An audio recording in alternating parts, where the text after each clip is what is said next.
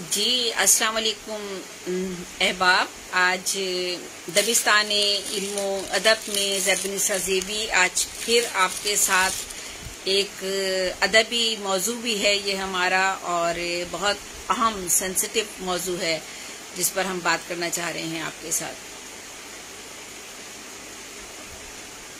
जी, और दबिस्तान इल्मो अदब ये है ब्रिटिश पाकिस्तान वुमेन सोसाइटी, बरतानिया की एक तंजीम है जिसकी मुंतजिम और इसकी जो मुंतजिम हैं, सरबरा हैं, वो है शबाना करीम। उनकी मैं बहुत शुक्रगुजार हूँ, हमेशा वो मेरा साथ देती हैं। उनके प्लेटफॉर्म से मैं ये प्रोग्राम कर रही हूँ। आज आलमी सतह पर माहौलियात का दिन जो है मनाया जा रहा है, और आज हमारे मुल्क के वजीर आजम ने भी खुसूसी तौर पर इस हवाले से जो है वो बातचीत की है, और किस तरह से पाकिस्तान में माहौलियात की बेहतरी के लिए हम इतने नामसाइद हालात के बावजूद जो कोशिशें की जा रही हैं वो कितनी अहम हैं, उनके बारे में आज वजीर आजम इमरान खान साहब ने भी बताया। तो माहौलियाती आलूदगी पर उसी वक्त मेरे दिल ने कहा कि मुझे भी बातचीत जरूर करनी चाहिए, और इसमें फौरन मेरा साथ दिया शबाना करीम ने, और उन्होंने कहा कि जी बिल्कुल आप जरूर इस पे बात कीजिए। तो मैं उनके पेज से आपसे बात कर रही हूँ। और माहौलियाती आलूदगी में कौन कौन सी चीजें शामिल होती हैं, मुहर्रिकात क्या हैं, उसका हम तदारुक किस तरह से कर सकते हैं। इसके अलावा जो है माहौलियाती आलूदगी को दूर करने के लिए एक अदीब की हैसियत से, एक मुसन्निफ की हैसियत से, एक कलमकार की हैसियत से हमारी क्या जिम्मेदारियां होती हैं, उनके बारे में भी मैं बात करूंगी। तो चाहा है इसी रंग में लैलाए वतन को, तड़पा है इसी तौर से दिल इसकी लगन को। चाहा है इसी रंग में लैलाए वतन को, तड़पा है इसी तौर से दिल इसकी लगन को। कुदरती मनाजिर, खुशगवार मौसम, चश्मों की बहार, समंदर की लहराती मौजें, मौसम की रंगीनी, दिल फरेब मनाजिर, हुस्न और रनाई के तिलस्माती नजारे, बल खाती हसीन शाहराएं, बुलंद बाला दरख्तों की वादियां, आसमान पर तैरते हुए बादल, जमीन पर लहराती हुई हवाएं, वादियों में चहकते हुए परिंदे, दूर तक सब्जा और उस पर शबनम के कतरे, अखरोट, चनार, गुले मेहर और सफेदा के दरख्तों की झूलती हुई शाखें, ये सब मेरे हसीनो जमील वतन का हिस्सा है। मेरा हसीनो जमील वतन जो आप सबका वतन है। फूलों की अंजुमन है, सब्जे की शादमानी है, कलियों की गुनगुनाहट है, बुलबुलों की कलकारियां हैं, मैदानों में हद नजर सब्जा ही सब्जा है, हर तरफ बहार और रंगो बू है, रंगो नूर से मज़य्यन खेतों का हुस्न है। ये कैसी दिलकशी है, ये कैसी नगमगी है। चार सू जन्नत है, हर सू मसरत है, अजब कैफो सुरूर है, कुदरती हवा है, रब की इनायत करदा बेशुमार नेमतें हैं, हर शय खालिस ताज़ा आलूदगी से मुबर्रा। मगर फिर इंसान ने खुद अपने हाथ से अपनी मौत का सामान किया, अपने माहौल को आलूदगी से भर लिया, अपनी कोताही और अदम तवज्जुह से जिंदगी को मुख्तसर कर लिया, और हर शख्स ने यही कहा आलूदगी क्या है, कोई हमें बता दे, आलूदगी से मुबर्रा ये माशरा बना दे। और हर शख्स के जबान पर यही आज अल्फाज हैं। बच्चा हो बड़ा हो, हम सब ये चाहते हैं कि हमें इस आलूदगी के माहौल से निजात मिले। आज हमारे तरफ जो बसारहा बीमारियां जो हम गैर तरक्की याफ्ता ममालिक जो हम हैं, हम अभी तरक्की पजीर ममालिक में हमारा शुमार होता है, और अभी हम बहुत अपने माशी हालात की वजह से जो है बहुत तंगी का शिकार हैं। उन हालात में रहते हुए हम सब की क्या जिम्मेदारियां बनती हैं, और उसमें हम माहौलियाती आलूदगी को किस तरह से कम कर सकते हैं, और हम सब की क्या ख्वाहिश हो सकती है। देखिए, एक आम आदमी, तो जैसा कि वजीर आजम साहब ने भी फरमाया कि एक आम आदमी को ये नहीं पता कि माहौलियाती आलूदगी क्या चीज है, या आलूदगी से क्या नुकसान हो सकता है, या आलूदगी की वजह से इंसानी जिंदगी को क्या खतरात हैं।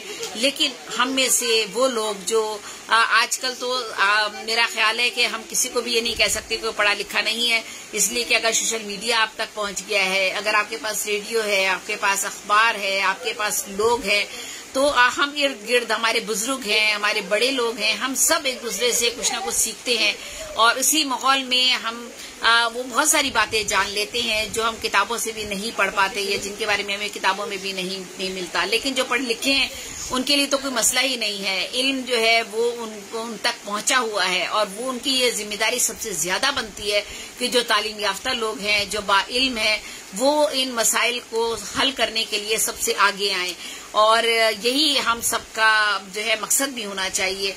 तो दूसरा ये कि गरीब आदमी जो है या गरीब इंसान जो है या वो आदमी जो माशी तौर पर बहुत निचली सतह पर है, उसके लिए तो रोटी कमाना और रोटी खाना ही सबसे ज्यादा अहम है और अपने बच्चों का पेट पालना ही बहुत मुश्किल है। मैं उनकी बात नहीं कर रही जो लोग ब्रांडेड कपड़े खरीदते हैं, 500 रुपए का जूता खरीद लेते हैं, 100 रुपए की किताब नहीं खरीद सकते, 200 रुपए की किताब नहीं खरीद सकते, 2000 रुपए का खाना खा लेते हैं, उसके बाद कहते हैं हम गरीब हैं। और शादियां इंतहाई गुर्बत जाहिर होने के बावजूद जब शादियां की रसूमात होती हैं तो तब उनके आप अखराजात देखिए तो हैरत होती है कि ये लोग, क्या इनको गरीब कहा जा सकता है? तो मैं उस तबके की बात नहीं कर रही हूँ, मैं ऐसे लोगों की बात भी नहीं कर रही हूँ। मैं बात कर रही हूँ उस आदमी की बात कर रही हूँ जो तरबियत याफ्ता है, जो इल्म रखता है। मैं डिग्री याफ्ता लोगों की बात भी नहीं कर रही हूँ, क्योंकि डिग्री याफ्ता होना भी जो है वो उसके बारे में भी मैं बात नहीं करूंगी, बल्कि मैं इल्म की बात कर रही हूँ कि जिसके पास इल्म होना चाहिए। तो हम आज बात कर रहे हैं माहौलियाती आलूदगी की। चूंकि जब हम बात कर रहे हैं तो आज हम में से हर शख्स इस आलूदगी का शिकार है और बहुत ज्यादा तकलीफ दे मराहिल का मसला है हमारे अतराफ में। उर्दू में इसके दो लफ्ज हैं, माहौलियात और आलूदगी। यानी आपका माहौलियात का जिक्र अंग्रेजी मीडियम के बच्चों से किया जाए तो वह हैरान परेशान होंगे कि माहौलियात क्या चीज है, माहौलियात क्या है। और अगर आलूदगी के बारे में किसी उर्दू मीडियम के बच्चे से मालूम किया जाए तो उर्दू आलूदगी के मफहूम के लिए तो वो किसी की लुगत का सहारा लेगा। और लेकिन आज के दौर में इन दोनों लफ्जों को आम फहम बनाने के लिए हर सतह पर कोशिशें की जा रही हैं। अर्थ डे मनाए जाते हैं, ग्रीन डे मनाए जाते हैं, एनवायरमेंट डे मनाए जाते हैं और टीवी से तहशीरी और इश्तिहारात के जरिए जो है मुहिम चलाई जाती है ताकि लोगों को इसके बारे में इल्म हो सके। माहौल के आलमी दिनों पर सेमिनार होते हैं, मुज़ाकरे होते हैं, मुबाहिसे होते हैं, तकरीरी मुकाबलों का इनेकाद किया जाता है।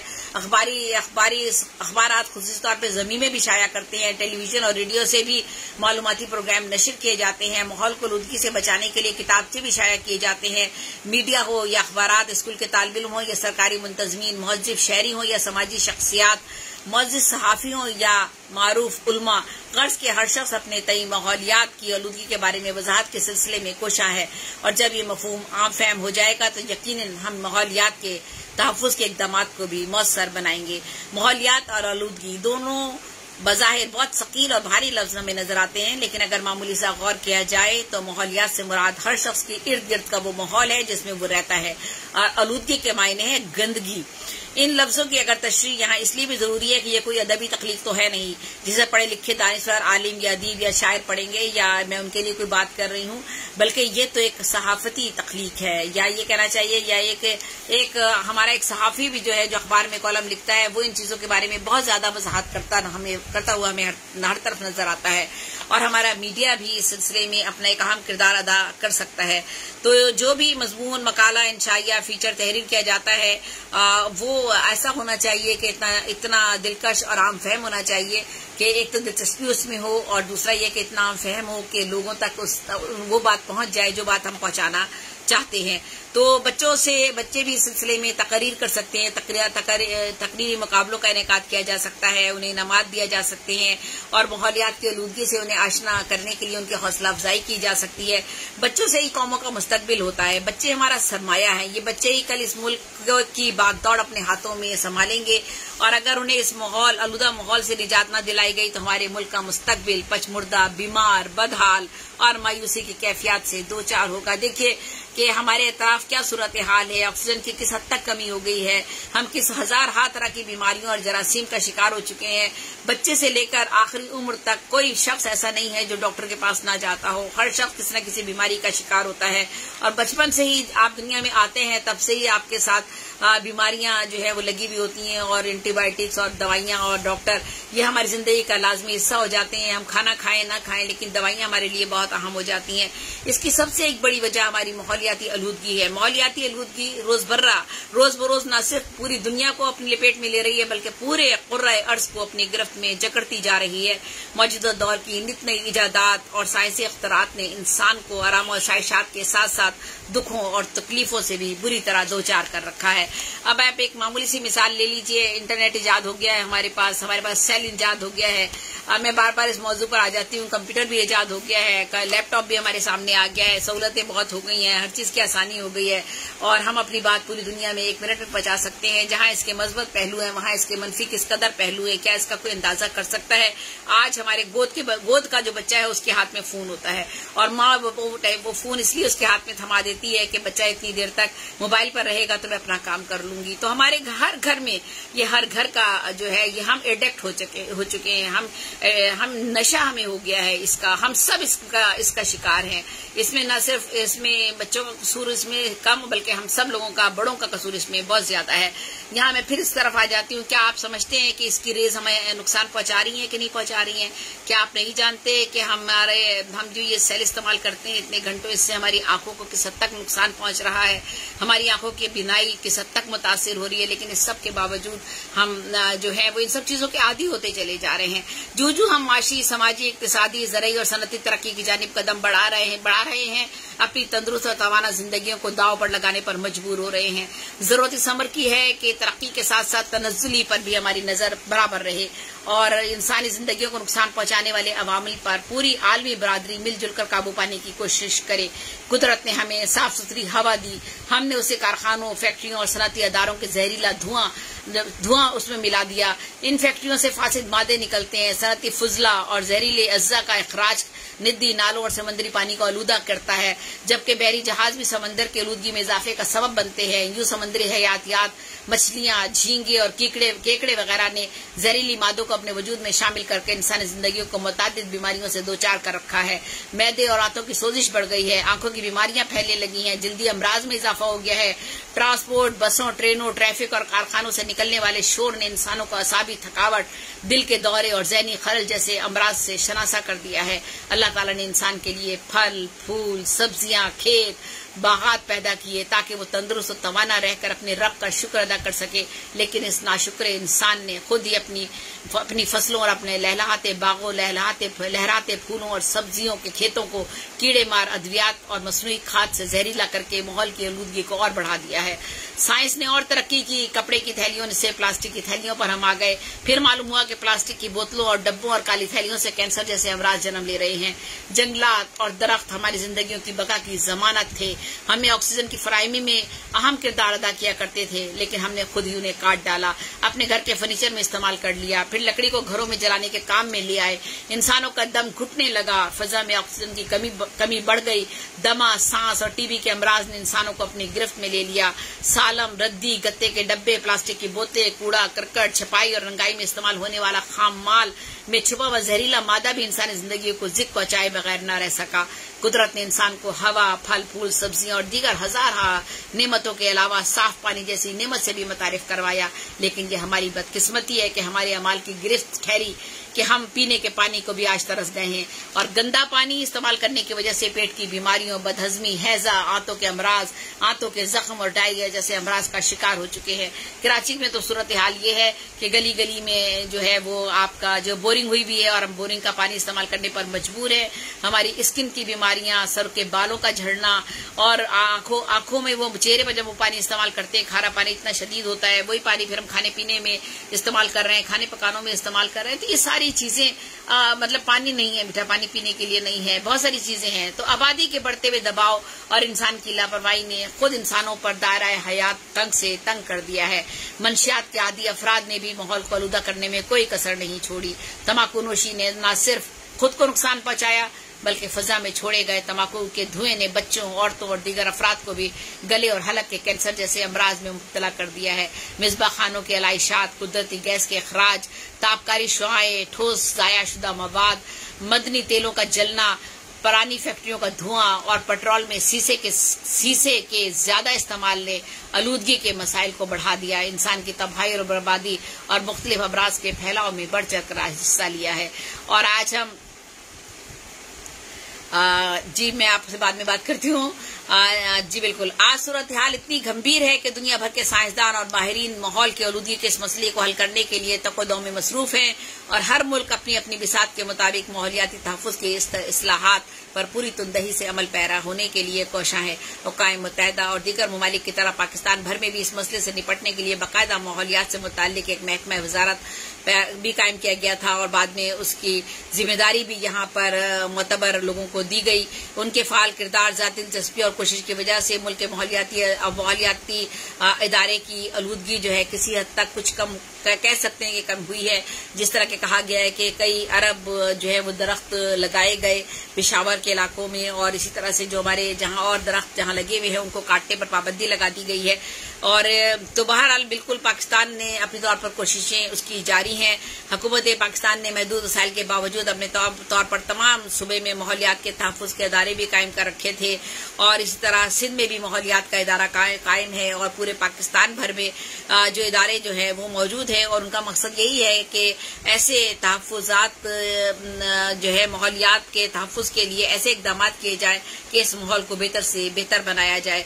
और कराची में माहौल को मजीद खराबी से बचाने के लिए भी बहुत से इक़दाम किए गए हैं। लियारी नदी का जो पानी है जो आलूदगी का मजहर है उसका अगर मुताला किया जाए तो हमसे अंदाजा होगा कि किस कदर यहाँ पर जो है वो इन नालों में गंदगी है और हमारे घर यहीं बसे हुए हैं। इसकी बदबू और इसका क्या कहना चाहिए कि आप उन्हीं घरों में करीब करीब आपके नाले बह रहे हैं और आपके घर वहां पर है और उससे आप खाना पीना और सारी गंदगी आपके खाने पीने में शामिल होती है। ये सारी की सारी चीजें तो सनती यूनिट हैं, उनसे जहरीली मादों का अखराज हो रहा है। इंसानी सेहत, असाबी जहनी अमराज और कानों का बहरापन, दिल के दौरे, ये सारे मुज़िर असरात जो है ये सारे के सारे हमारे इन सारे मसाइल की वजह से, ये सारे मुहर्रिकात हैं जिनकी वजह से ये बीमारियां हमारे इर्द गिर्द है और हम इन सब का शिकार हैं।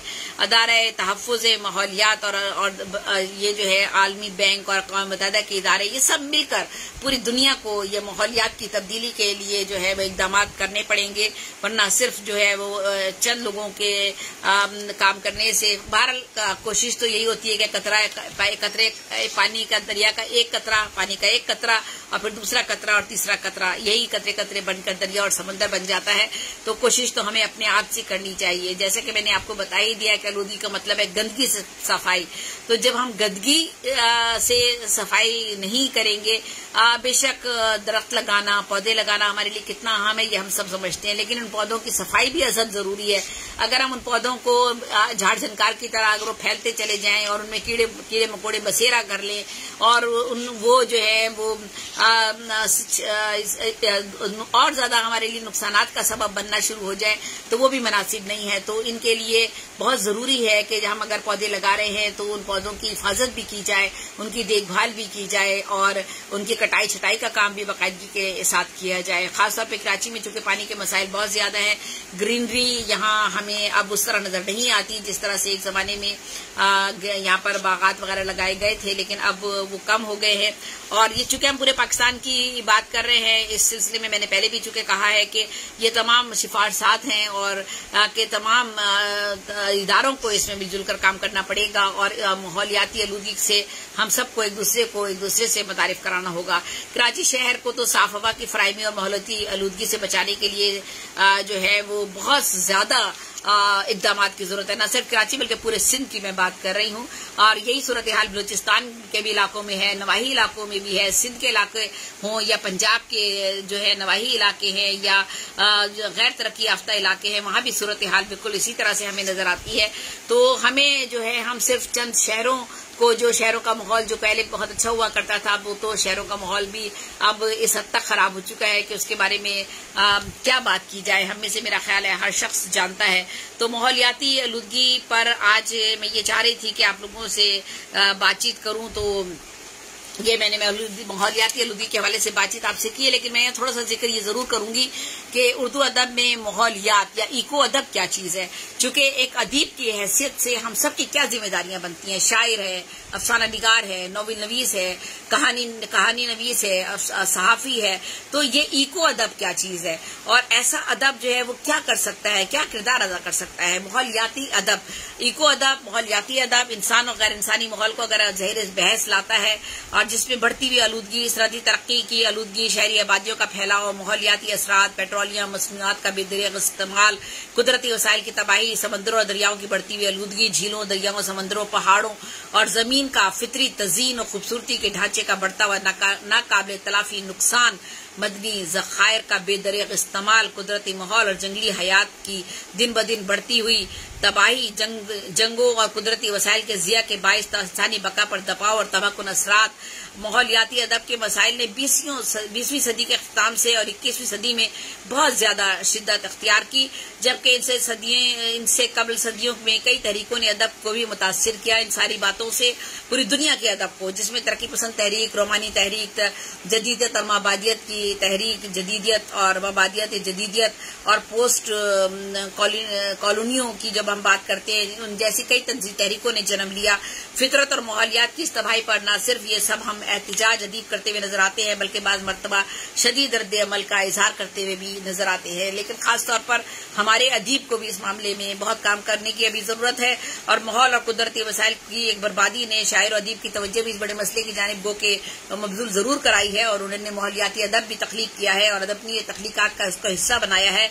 इस हवाले से मज़ामीन भी लिखे गए हैं, नॉवेल भी लिखे गए हैं, शायरी भी की गई है और बाहर की दुनिया में तो बहुत ज्यादा लिखा गया है। मतलब बाहर की दुनिया में तो बेशुमार अदीबों ने चाहे वो जापान हो, अमेरिका हो, रूस हो, बरतानिया हो, यानी जितने भी बड़े, ऑस्ट्रेलिया हो, जितने भी ममालिक है, वहाँ के अदीबों ने बाकायदा इको अदब यानी उर्दू अदब में माहौलियात पर जो है वो तख्लीकात जो है वो तख्लीक की हैं। जापानी अदीब की अगर मैं बात करूँ तो उनमें काफी बड़े बड़े नाम आते हैं जिन्होंने जंगी आलात, रॉकेट, एटम बम की वो बात नहीं करते, बल्कि वो बात करते हैं फूल की, खुशबू की, फितरत की। जापानी अदब आप उठाकर हम लोग भी हाइको लिखते हैं और हाइको खुसूसियत यही है कि उसके अंदर फूलों की, कलियों की, खुशबू की और फितरत की बात की जाती है। माहौलियाती आलूदगी के तमाम मसाइल को मौजूद ख्याल बनाया जाता है। दरख्त लगाने और अपने अपने इलाकों को सरसब्ज देखने का शायर वहाँ का और अदीब वहाँ का ख्वाह रहता है और जिसमें अस्साम नामी और इनके ज़ूरू, एकोलॉजी और गैर ज़ीरू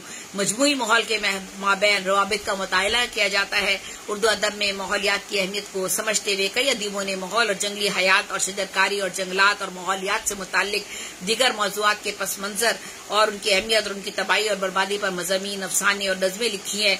इन मायनों में अंजुम कुदवाई, सलमा जिलानी, अजरा नकवी, सबीन अली, जमील अहमद और बहुत से नाम हैं और इंतजार हुसैन साहब का भी नाम इसमें शामिल होता है। इंतजार हुसैन ने अपने अफसानों और मज़ामीन और अखबारी कॉलम में माहौलियाती अदब के हवाले से बहुत सी तख्लीकात पेश की। मरहूम है इस वक्त इंतजार हुसैन साहब। पाक व हिंद के एटमी धमाकों के तजर्बात हों या लाहौर कनाल या मुल्क में किसी भी जगह दरख्तों के काटने की मुखालफत की मुहिम हो, वो हर मौके पर फितरी माहौल के तहफ़्फ़ुज़ के लिए जो है हमारे अदीब और शायरों ने कभी कभी थोड़ा बहुत जरूर लिखने की कोशिश की है। बिजली के तारों पर बैठी हुई शामा चिड़िया, नीलकंठ, धोबन चिड़िया या मोर, बंदर, वो माहौल और फितरत के खूब अच्छे आकाश है। इंतजार हुसैन की मैं बात कर रही हूँ, उन्होंने ये सब कुछ लिखा। और मंशायात की बात अहमदीन कासमी, मुंशी प्रेमचंद, अल्लामा इकबाल, इस्माइल बरेठी, फैज, जालिब और दीगर अदीबों ने भी बराह रास्त ना सही लेकिन किसी न किसी तौर इको अदब तख्लीक करने में अपना एक किरदार उन्होंने भी थोड़ा बहुत अदा किया है और एक तासुर उन्होंने कायम किया है। खवातीन, अगर शौरा की बात की जाए और शायरात की बात की जाए और अदीबों की बात की जाए तो उसमें भी हमारी खवातीन ने भी बढ़ चढ़कर तो नहीं लेकिन थोड़ा बहुत जरूर काम किया है। और इसमें इस हवाले से मैं अगर अपनी बात करूं तो शायरा ज़ेबी और मुसन्निफा माहौलियाती आलूदगी के हवाले से मैंने कॉलम भी लिखे हैं अखबारात में और तहकीकी मज़ामीन भी मैंने तख्लीक किए हैं और नज़में भी मैंने बच्चों के लिए तख्लीक की, खास तौर पर बच्चों को माहौलियाती आलूदगी के बारे में उनको बताने के लिए और अपनी शायरी के जरिए, तंज़ो मिज़ाह के जरिए, अफसानों और नॉवलों के जरिए बच्चों को ये बताया कि माहौलियाती आलूदगी क्या होती है। और मैंने लिखा कि आओ साफ करें सब मिलकर चमकाए माहौल कोई अक्सर, चुनकर सारी गंदी चीजें कचरे के डब्बे में डालें, है ये सफाई निफ्स ईमान, मेरे नबी का है फरमान। ज़ैब निसा ज़ेबी की तख्लीक और फितरत, माहौल और कुदरती नेमत के फवायद और फसलों और काश्त के लिए बारिश के पानी की अहमियत को उजागर करते हुए मैंने एक जगह लिखा कि घर घिर के देखो बादल आए, ओले भी बरसाते हैं ये, बादल ने मोती बरसाए, गर्मी को पी जाती है, बारिश तो है रहमत रब की, फूली देखो खेती सबकी। तो ये कुदरती माहौल को बरकरार रखना, कुदरती नेमतें हमारे पास जो हैं और फितरत की जो है हमारी, उसकी अक्कासी की गई है। इसी तरह और मजीद नज़में हैं, जो शेरी कलाम है उसमें एटम बम की बात की गई है, उसके नुकसानात, एटम, बारूद, बम, और फिर दरख्त, पौधे, पत्ते, गर्मी, सर्दी, जलजले, आफात, गंदगी, सफाई, फल फूल, सब्जियों, शजर, जंगल, पहाड़, सब्जा, बारिश, चिरन पिरन, तितली, मोर, दरिया, समंदर, तालाब, कश्ती, जहाज, रंग, कौसक कज़ा, गुलशन, बहार, निखार, कलियां, गुंचे, महक, धूप, आंधी, बिजली, बादल, गरज, चमक, आसमान, तारों के झुरमुट, चांद की रोशनी, सूरज की किरणें, मैदान, गलियां, नदी, नाले, बरखा, रुत, रिमझिम, पकवान, मेवे, मौसम, ओले, बर्फबारी, खेत खलियान, सफाई, गंदगी, सेहत, शोर, धुआं, जहरीली हवा का जिक्र जो है मैंने अपनी बेशुमार नज़मों में किया है। और माहौल के आलूदगी के हवाले से मैं आगे फिर कहती हूँ कि ट्रैफिक का कितना है शोर, जाम है सड़कें और हर मोड़, दम घुटता है इतना धुआं है, मौत सड़क पर रवां दवा है, आलूदगी के सामान, हॉर्न की आवाजें, डीजल, पेट्रोल, गैस का धुआं, फिर सफाई और सुथराई की बात, फजा के लिए फूलों, पौधों और हसीन नजारों का तस्करा करते मैं इस तरह करती हूँ। नीले नीले, लाल, हरे और प्यारे प्यारे फूल, सब फूलों की ग़िज़ा है, सूरज, पानी, मिट्टी, धूल, खुशबू से महकाएं खिलके ये सारा गुलशन, अपने बाग का हिस्सा हैं सब यास्मीन और समन। फिर आलूदा माहौल से जन्म लेने वाली बीमारियों के हवाले से उनके बचाव की तदाबीर, जरासीम और जहरीले कीड़े मकोड़ों की निशानदेही करते हुए मैंने फिर बच्चों की नज़मों में कहा कि कीड़ों की हैं कई इकसाम, उनसे घर को साफ रखो, भूल न जाना इनके नाम, छिड़को दवा, शफाफ रखो। फिर जानवर और उनके मासूम बच्चों का हवाला, उनका रहन सहन और उनसे इंसानों को पहुंचने वाले फवायद, मुर्गी, गाय, भैंस, बकरी, दुम्बा, बकरा, बछली, भेड़, घोड़ा, शहद की मक्खी, झींगा, ऊंट, केकड़ा, जुगनू वगैरह की तफसीलन मैंने अपने बच्चों में हर मौजू पर शायरी की है, बच्चों की शायरी में, और उन्हें इसके जरिए बताया है माहौलियाती आलूदगी और हम किस तरह से इन पर इसके लिए हम काम कर सकते हैं। अजीब और शायर के मूड पर माहौलियात का बहुत गहरा असर होता है। अगर मौसम खिजा हो तो उसके कलाम पर भी उसका असर हमें नजर आता है। गो के खिजा का मौसम अंदर हो तो ज्यादा मुतासिर करता है, और इसी तरह बाहर का मौसम अगर आपके अंदर हो तो वो ज्यादा आपकी तख्लीकात पर असरअंदाज होता है। लेकिन आपका इर्द गिर्द का माहौल भी अगर खराब हो तो यकीनन एक अदीब और शायर का जो अंदर का मौसम होता है वो बिल्कुल खराब हो जाता है। उदासी उसके पूरे वजूद में उतर जाती है। अगर उसके आसपास उदासी है तो उसके ख्याल, फिक्र और सोच पर भी सदमे, दुख और गम की कैफियत तारी होती है। नन्ही सी तितली, झरने, पनघट और कौसारों के पस मंजर में इनका मुशाहिदा जरा आप मुलाहिजा करें। मैं कहती हूँ कि ये हुनर किसने सीख रखा है, कौन तितली के पर बनाएगा। ये हुनर किसने सीख रखा है, कौन तितली के पर बनाएगा। और ना वो पनघट, ना वो झरना, ना ऊंचे कौसार, पढ़ लिख कर इस दौर की नारी नैया लगाए पार। ना वो पनघट, ना वो झरना, ना ऊंचे कौसार, पढ़ लिख कर इस दौर की नारी नैया लगाए पार। एक शायर और अदीब अपनी मिसालें, इस्तियारे और अपने ही माहौल से लेता है और उनसे अपने किरदार तराशता है। और फिर जैसे बंजर जमीन से एक बांझ औरत का तस्वुर, समंदर की गहराई से इश्क की गहराई को नापना, ये इश्क समंदर है, डूब गया जो भी वो शख्स कलंदर है। ये इश्क समंदर है, डूब गया जो भी वो शख्स कलंदर है। देखिए समंदर का तस्वुर और साफ सुथरे समंदर का तस्वुर, हमने समंदर के पास जब हम जाते हैं, हमें कितनी बड़ी खुशकिस्मती है कि हम पाकिस्तान में, हम समंदर हमारे पास है, लेकिन हम उसको किस कदर आलूदा करते हैं। तो बिजली के तारों पर अगर तना बैठी हुई भूखी चिड़िया की सोच के इस्तियारे का फलसफा जरा यहाँ देखिए कि मैं कहती हूँ कि जाने क्या क्या सोच रही है ए ज़ेबी, जाने क्या क्या सोच रही है ए ज़ेबी, बैठी भूखी चिड़िया नंगे तारों पर। जाने क्या क्या सोच रही है ए ज़ेबी, बैठी भूखी चिड़िया नंगे तारों पर। देखिए कुदरत के मनाजिर, दरख्तों की अहमियत और उनसे हासिल होने वाली खुशी, और शायर का फितरत से लिया हुआ इस्तियारा देखिए। परिंदा खुश है अपनी डाल पर अब, उसे भी आशियाना मिल गया है। यानी मैं फिर ये इस शेर में मैं माहौलियात के हवाले से बात करते हुए कहती हूँ, परिंदा खुश है अपनी डाल पर, अब उसे भी आशियाना मिल गया है। आप जब दरख्त काट देते हैं और पौधे काट देते हैं जिन पर परिंदों के आशियाने होते हैं, तो वो किस कदर उदास होते हैं और हमारे माहौल पर क्या असर होता है। बरसात, तेज हवा, रेत और समंदर का किनारा, इस ख्याल को देखिए कि किस तरह से मैंने बांधा है कि रेत का घर है, छत है कागज की, तेज बारिश है और हवा भी है। ये सारा का सारा हमारा माहौल है जिसके बारे में हम सब अक्कासी करते हैं, ये शायर और अदीब। इसके आगे मैं कहती हूँ, समर पेड़ से तोड़ डाले सभी, समर पेड़ से तोड़ डाले सभी, हवा क्या हुआ क्या अचानक ये बरसात को, समर पेड़ से तोड़ डाले सभी, हुआ क्या अचानक ये बरसात को। जापान में जो हाइको की सिन्फ है, उसमें जो अशार कहे जाते हैं, उसमें शायर फितरत से मुताल्लिक ख्यालात ही इस सिन्फ में पेश करता है। तितली भोली भाली, किस्मत से बिल्कुल अनजान, नाचे डाली डाली। तो डाली डाली का तस्वुर, यानी दरख्तों का तस्वुर, पौधों का तस्वुर हमारे दरमियान मौजूद है। और फिर वो अपने ही सब सवालों का जवाब देते हुए कहती हैं कि बताओ कौन था, बताओ कौन था किसने जला डाला तुम्हारा घर, बताओ कौन था किसने जला डाला तुम्हारा घर, परिंदा भी नजर रखता है अपने आशियाने पर। तो देखिए कि इन सारे सवालों के जवाबात मैंने खुद आपको देती हूँ कि हम कौन था, हमारे किसने हमारा आशियाना जलाया है, हम खुद इस आशियाने को जलाने वाले लोग हैं। बताओ कौन था किसने जला डाला हमारा घर, बताओ कौन था किसने जला डाला तुम्हारा घर, परिंदा भी नजर रखता है अपने आशियाने पर। फिर एक और जगह फितरत और माहौल की अक्कासी करते हुए मैं कहती हूँ, जिस शाख पे पंछी का ठिकाना था सुनो, जालिम ने वही काट दी है शाखे शजर। तो देखिए हर तरफ हर जगह बार बार आप किस तरह से एक शायर एक अदीब जो है इको अदब जो है वो तख्लीक करता है और इको अदब के जरिए वो लोगों को बताने की कोशिश करता है कि हमारे पास हमें माहौलियाती आलूदगी को बचाने के लिए हम क्या काम कर सकते हैं, हम किस तरह लोगों की तवज्जो इस तरफ मबजूल करा सकते हैं, कैसे लोगों को एहसास दिला सकते हैं कि माहौलियाती आलूदगी जब तक दूर नहीं होगी हम अपनी बीमारियों से नहीं बच सकते, हम अपनी नई नस्ल को नहीं बचा सकते। आंधी, तूफान, सैलाब, जलजले तो हमारे माहौल की खूबसूरती को बिगाड़ते हैं, लेकिन ये इंसान खुद अपने हाथों से फितरत के हुस्न को तबाह करता है और परिंदों को हिजरत करने पर मजबूर कर देता है। कहा बुलबुल से एक दिन बागबाने, कहा बुलबुल से एक दिन बागबाने, तुम्हारा आशियाना अब नहीं है, कहा बुलबुल से एक दिन बागबाने, तुम्हारा आशियाना अब नहीं है। अब आप सुनिए, अगर दरख्त और पौधे काट दिए जाएं तो जिस तरह से उनके घर उजड़ जाते हैं, जिस तरह से अगर हमारे पास ऑक्सीजन नहीं रहती तो हमारे घर उजड़ जाते हैं।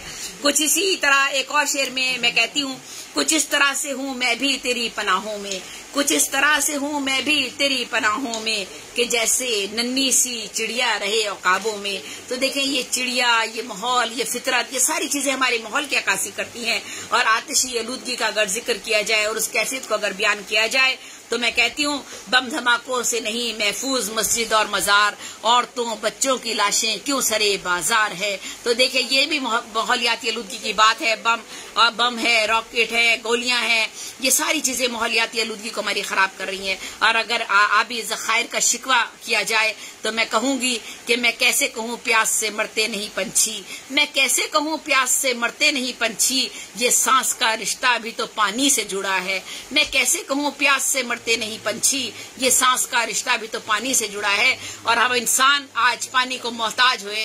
कराची में जो पानी की सूरत हाल है, कराची में क्या पूरे मुल्क में बरस हो गए, इस मुल्क में डैम नहीं बन सके, हमारे यहाँ किसी ने इस तरफ तवज्जो ही नहीं दी। हम आपस में ही लड़ते रहे, हम यही कहते रहे कि यही नहीं हो सकता, ये नहीं हो सकता, ये नहीं होगा, ये होगा तो ये हो जाएगा। लेकिन हमने ये नहीं सोचा कि हमारी आने वाली नस्लें पानी को तरसेंगी और हम इन पानी न होने की वजह से, साफ पानी न होने की वजह से किस तरह से बीमारियों में मुब्तला हो जाएंगे। एक शायर और अदीब इश्तिहारों और तस्वीरों में अपने माहौलियात के हुस्न से फैजियाब होता है। सुनिएगा, मैं कहती हूँ कि प्यार जब आदमी को हो जाए फिर वो ताजा गुलाब रहता है। तो गुलाबों का जिक्र, फूलों का जिक्र, ये सब एक शायर एक अदीब करता है। एक शायर बहुत हसास होता है, वो अपने माहौलियात के हुस्न से बहुत जल्द मुतासिर हो जाता है और उस हुस्न को बरकरार रखने के लिए अपनी मकदूर भर कोशिशें करता है। रविंद्रनाथ टैगोर लिखते हैं कि जब मैं बच्चा था तो दौड़कर बाग में जाया करता था और फितरत से लुत्फानंदोज होता था और वर्ड्सवर्थ जंगल में फूलों को रक्स करता देखकर मचल जाते हैं और वो कहते हैं कि हमारा माहौल कुदरत के नजारों से माला माल है।